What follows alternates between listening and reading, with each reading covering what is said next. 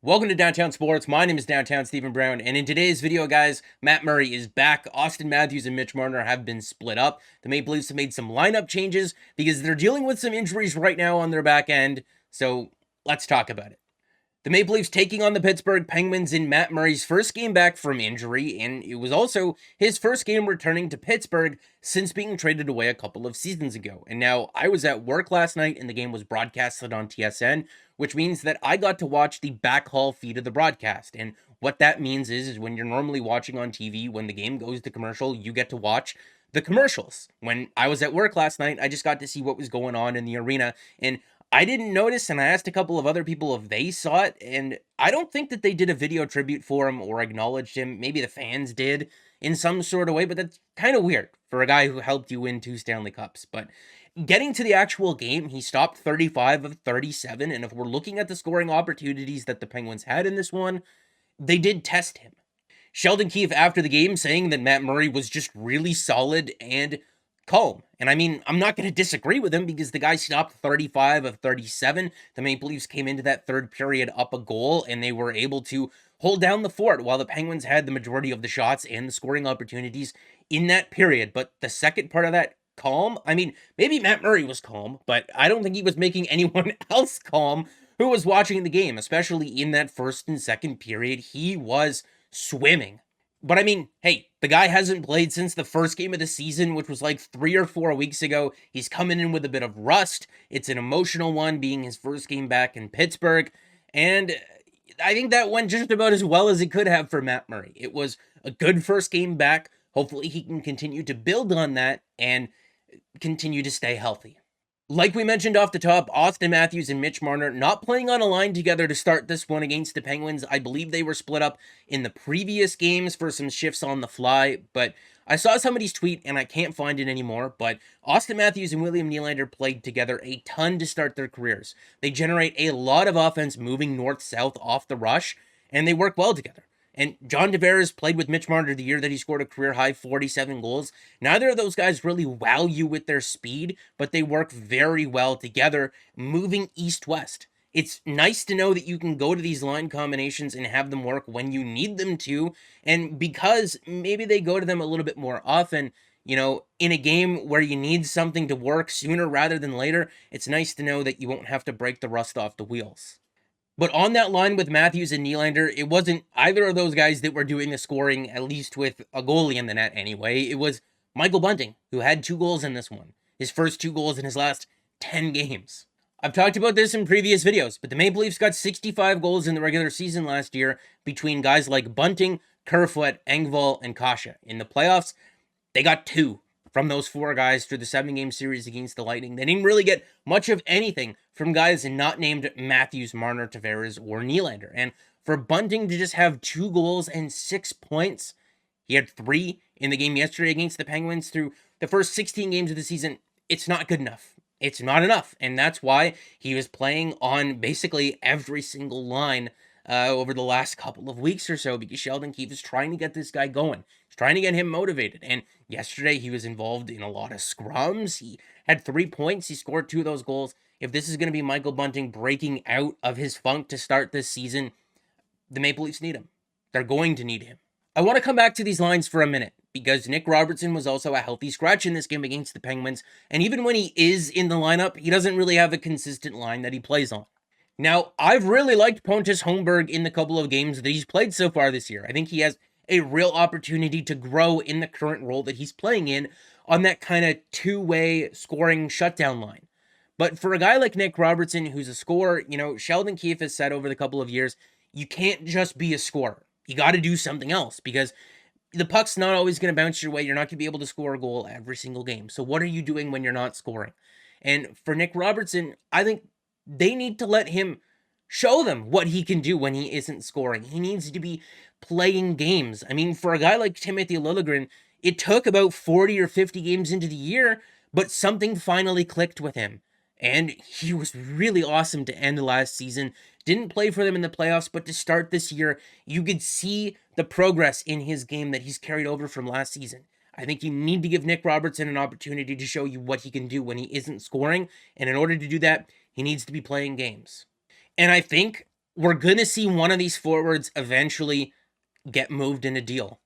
And it's not going to be anyone that plays on that Zach Aston Reese, David Kampf, and Dennis Malgin line, because at 5-on-5, playing extremely harsh defensive zone starts, they have been awesome for the Toronto Maple Leafs over the last couple of weeks. And I don't think it's going to be Kalle Järnkrok either. He just got here. I'm looking at Alex Kerfoot and Pierre Engvall, who are both unrestricted free agents at the end of this season.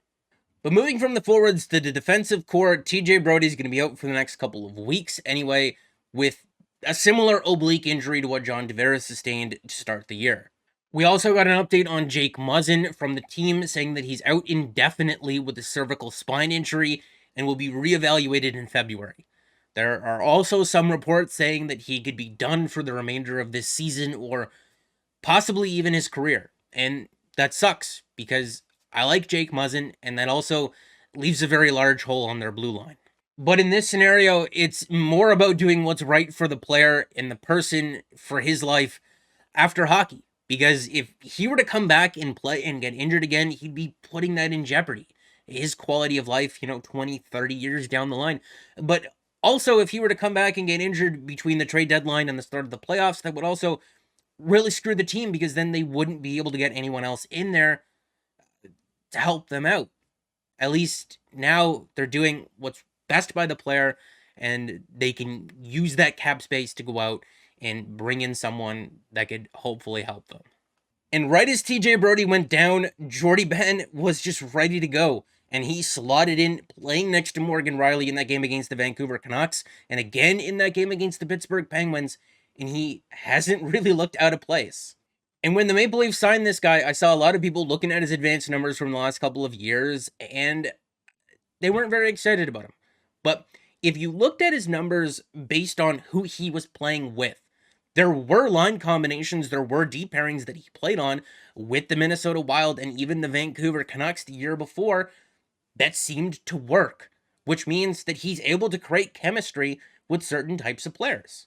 And if you're looking at Quinn Hughes' numbers when he played with Jordie Benn that season compared to his numbers without Jordie Benn, he allowed Quinn Hughes to just do what he does best. And that's be the fun offensive defenseman that Vancouver Canucks fans absolutely love. And if he could do the same with Morgan Rielly, well, then he's a square peg that fits into a square hole. And in the short term, I'll take it.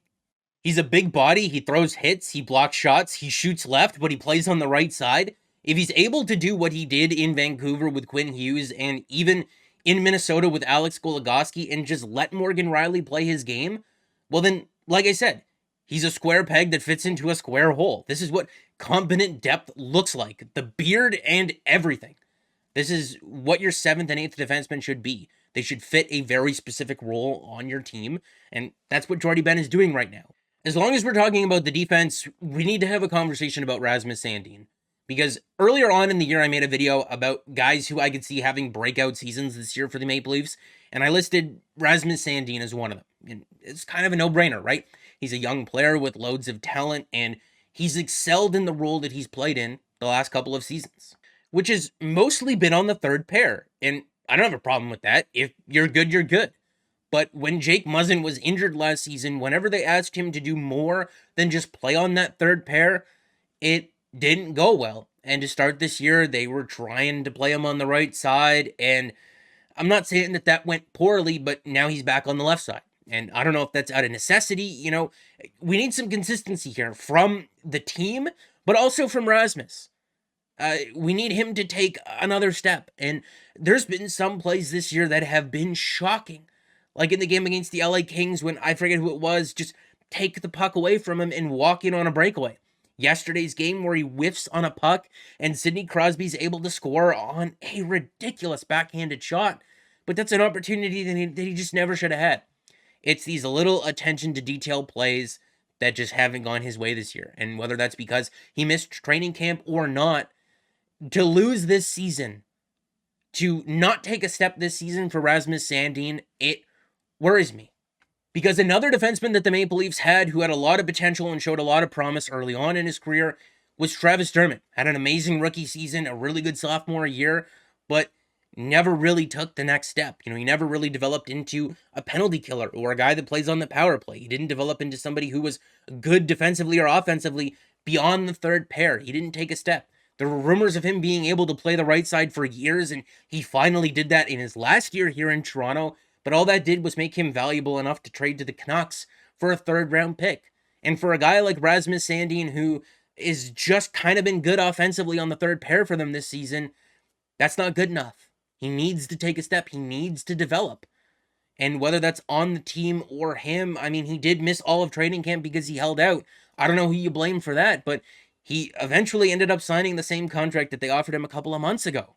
To come back to these D pairings one more time, I think Mark Giordano at this point in his career is a very soft number 4 defenseman, but an absolute rock solid number 5. I said it in my season preview videos, but if he's able to play between 16 and 18 minutes a night, more than likely whoever he's playing next to, that's going to be one of the best third pairs in the entire NHL because he's not lacking the skill. But to play him 21 or 22 minutes a night cannot be a long-term thing. We saw Ron Hainsey in the twilight of his career, what he was into March and April, and that was just gassed. That can't be what Mark Giordano is for this team this season. Because what I thought Mark Giordano was going to be for the Maple Leafs this season is a guy that if you manage his minutes, if you're up a goal or two late in the game, he could be fresh enough that you could throw out there and be confident that he can hold the fort and shut things down even against the other team's best players. But if you're just blowing the doors off things and you're playing him 21 or 22 minutes a night, to ask him to do both, I think you're asking him to do too much. Talking about the forwards and the decor in this video is leading us to a very interesting conversation that a lot of people have been having over the last week or so. And that's, should the Toronto Maple Leafs trade for a forward this year, or should they go out and get a defenseman? And I want to hear from you guys in the comment section below, but don't just say one of each because that's kind of boring. I want to hear what you guys' opinions are because I haven't even really looked at the situation too much. Can they even afford to do both? Do they have the assets to do both? Should they go all in on one over the other? I don't even know who would be available. So let me know what your thoughts and opinions are, as always, down in the comment section below. Make sure to like the video if you did like it and subscribe for more because more is always on the way. And guys, I'll see you in the next one.